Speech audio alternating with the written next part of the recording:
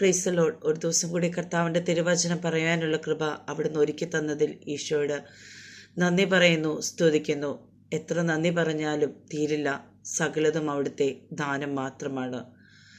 പ്രത്യേകിച്ച് ഈ നോമ്പ് കാലത്ത് നമുക്ക് ഒരുക്കത്തോടെ കൂടെ ദൈവത്തെ സ്നേഹിപ്പാനും അവിടുത്തെ കൃപ ചൊരിയുവാനും നമുക്ക് ദൈവത്തോട് പ്രത്യേകമായി പ്രാർത്ഥിക്കാം. കർത്താവിൻ്റെ ഈ നോമ്പ് കാലത്ത് നമുക്ക് ദൈവത്തോടൊപ്പം നടന്ന് കർത്താവിൻ്റെ തിരുമുറിവിലേക്ക് നമ്മുടെ എല്ലാ നിയോഗങ്ങളും സമർപ്പിച്ചുകൊണ്ട് നമുക്ക് പ്രാർത്ഥിക്കാം. ഇന്നത്തെ തിരുവചനം വിശുദ്ധ മത്തായിയുടെ സുവിശേഷം 26-ാം അധ്യായം 41-ാം തിരുവചനം. പരീക്ഷയിൽ അകപ്പെടാതിരിപ്പാൻ ഉണർന്നിരുന്ന് പ്രാർത്ഥിപ്പീൻ. ആത്മാവ് ഒരുക്കമുള്ളത് ജഡമോ ബലഹീനമത്രേ. ആമേൻ. നമ്മുടെ ജീവിതത്തിൽ എപ്പോഴും പ്രലോഭനങ്ങളിൽ നാം അകപ്പെടാറുണ്ട്.